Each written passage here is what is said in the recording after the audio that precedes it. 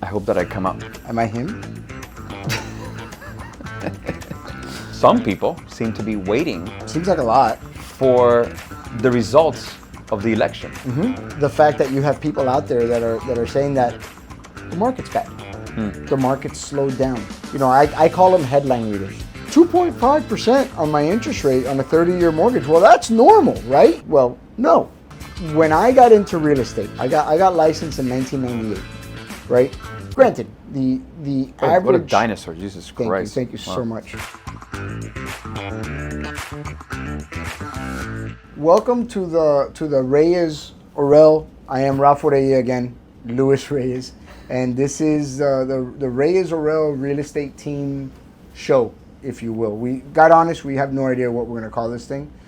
We need, full transparency here. This is the first time that Luis and I do this. The reason that we're doing this is because for years, Luis and I have carried on conversations with other people about the real estate market and just business in general. And the truth of the matter is, a lot of people have often told us that, hey, you guys should do a podcast, or you guys should sit down and film yourselves And I think while we you're just should. having a conversation. And we came to the reality that yeah, they're probably right. Yeah.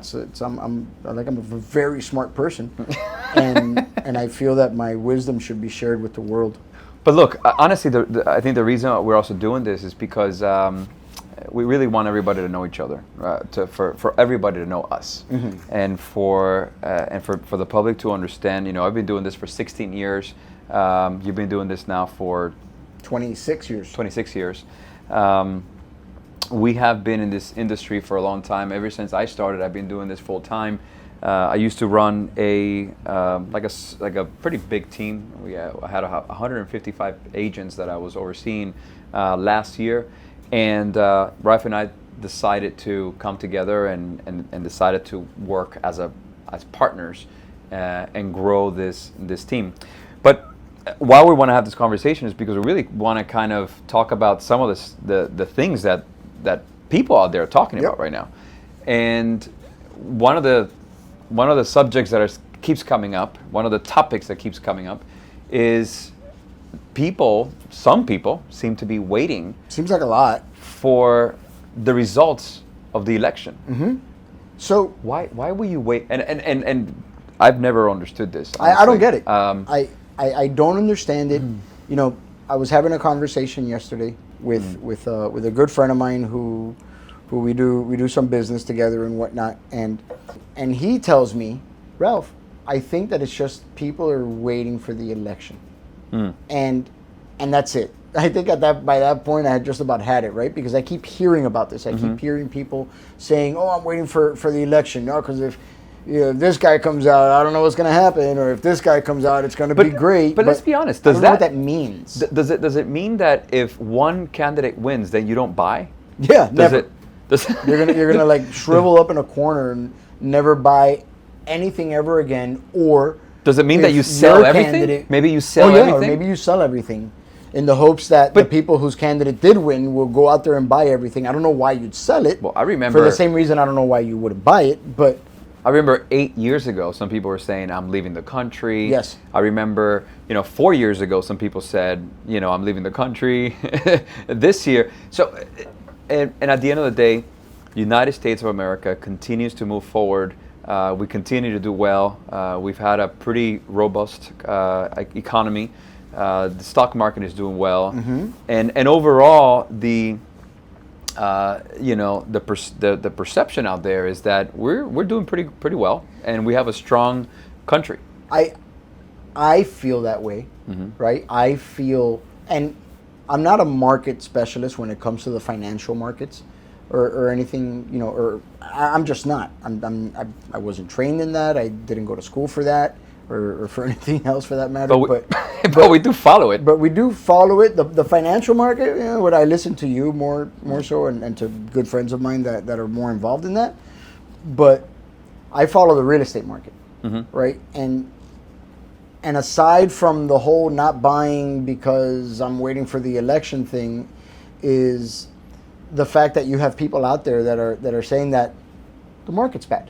The market's slowed down. I call them headline readers. right? The people that read the headlines, like that article Yeah. that came out about a month ago in the I think it was the Florida. Oh, I Realtors. remember that. The one, remember that they said, oh, prices down by 11% or something crazy like that in these cities, and it'll surprise you where it is. And Miami was like number 1, or Tampa, but it was Right. either somewhere in the top But 3 if or you something. kept reading, If you actually understand- read the article, yes, they're basically what they're telling you is the asking prices are down. which is true, By right? So 11% or so whatever. asking prices, and let's now start back in 2020, right? So in 2020, COVID hit. 2021, we were right in the middle of it, and the prices started to climb, and for obvious reasons, people were staying in their home, people were fixing their home, people now needed to find a home, and then a lot of people wanted to work out of their home, and so at that point in time, you have people that were asking 600, then they started asking 800,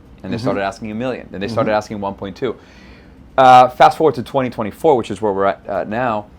We are now seeing that those clients that we have that are asking prices that are not actually par with the market, they're having to lower their prices. Yeah, those they're listings having are getting to adjust. stagnant. They're getting stagnant. They're not selling, and for obvious reasons, right? I mean, rates right now are hovering right around 7%.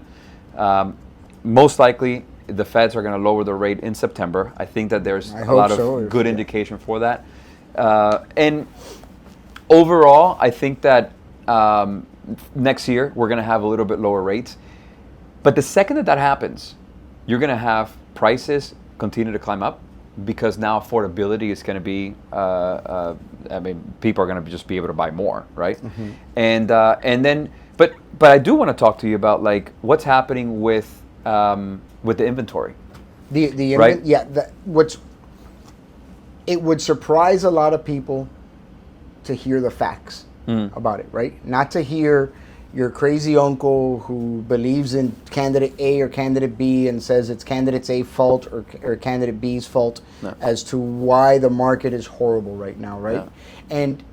And yes, I do want to talk about that, but to talk a little bit more about what you were saying, you mentioned interest rates. Yeah. Right? And I think that it's important for people to realize, especially maybe the younger buyers out there, right? The people who are now getting into real estate. Yeah. Maybe they were just sitting on the sidelines or learning, they were in their late teens or something like that when, right when COVID hit, and they saw, as they were coming into this market, what they saw was these ridiculously low rates.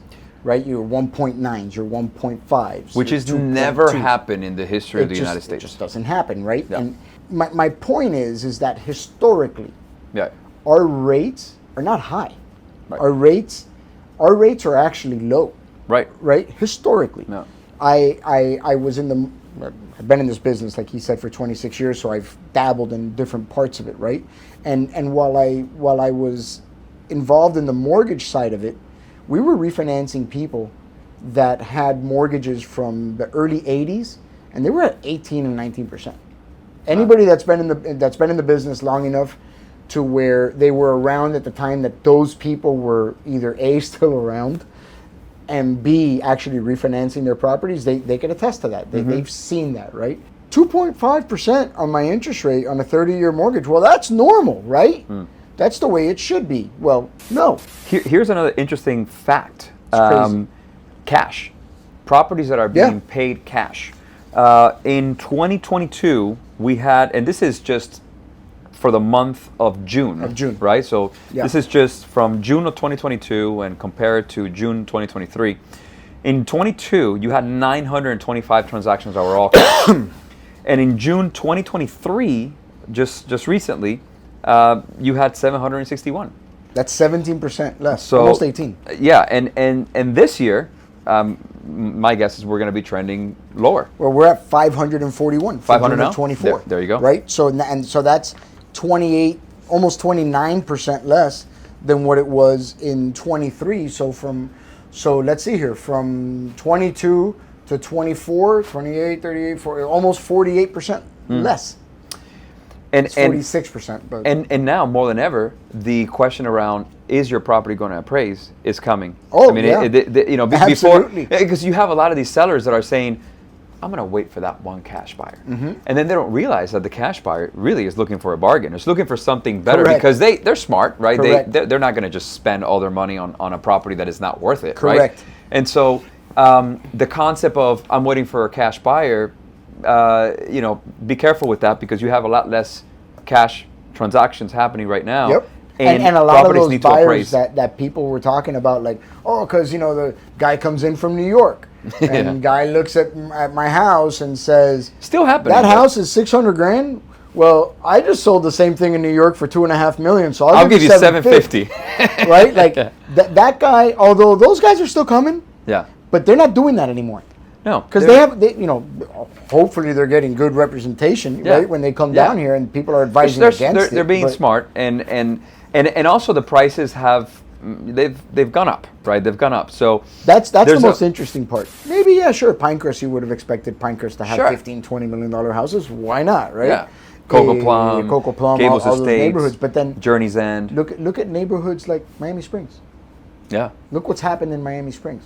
Most people don't even know what Miami Springs is. Let's start there. Well, $350,000 homes 5-6 years ago that today are trading for $850,000-$900,000. A very, very, it's like the best kept secret, I think. 100%. An oasis within our city that has a lot of trees and that is often compared. It's a Tree City, USA.